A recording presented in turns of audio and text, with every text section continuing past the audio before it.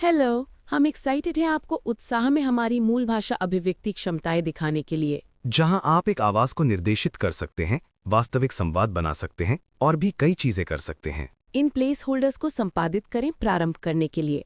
खूंखार जिन्न और बहादुर हसान की कहानी अपडेटेड। बहुत समय पहले एक छोटे से गांव में लोग एक खूंखार जिन्न के आतंक से परेशान थे। वह जिन्न दिखने में बेहद भयानक था और उसने कई बेकसूर जानें ले ली थीं।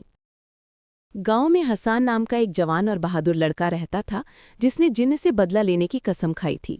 बुजुर्ग और जादुई तलवार। जब हसान ने जिन्न को मारने का फैसला किया तो वह गांव के सबसे बुजुर्ग व्यक्ति के पास गया जो पुराने रहस्य और जादुई ज्ञान रखते थे। हसान ने बुजुर्ग से कहा, बाबा जी, मुझे जिन्न को मारने के लिए कोई रास्ता बताएं। गांव के लोग अब और डर के साए में नहीं जी सकते। बुजुर्ग ने हसान की हिम्मत देखी और एक गहरी सांस ली। उन्होंने अपने गुप्त स्थान से एक पुरानी चमकती हुई तलवार निकाली। यह कोई साधारण तलवार नहीं थी, बल्कि इसे सात्विक शक्ति और मंत्रों से सिद्ध किया गया था। बुजुर्ग ने कहा, बेटा हसान, यह तलवार वीर घोष है। यह केवल निडर और सच्चे दिल वाले के हाथ में ही काम करेगी।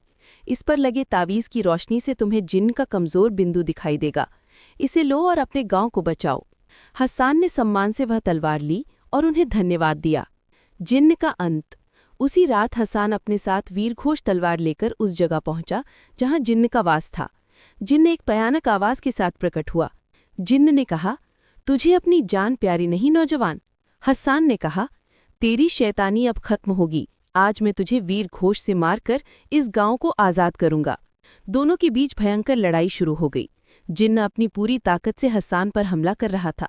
हसान बुजुर्ग के दिए हुए तानीज़ को याद करके तलवार को जोर से चमकाया। जैसे ही तलवार की जादुई रोशनी जिन्न पर पड़ी, उसके सीने के ठीक बीच में एक छोटा सा काला धब्बा दिखाई दिया, जो उसका कमजोर बिंदु था। बिना एक पल भी गंवाए हसान ने अपनी पूरी ताकत लगाकर वीरघोष तलवार जिन्न के उस काले धब्बे पर दे मारी।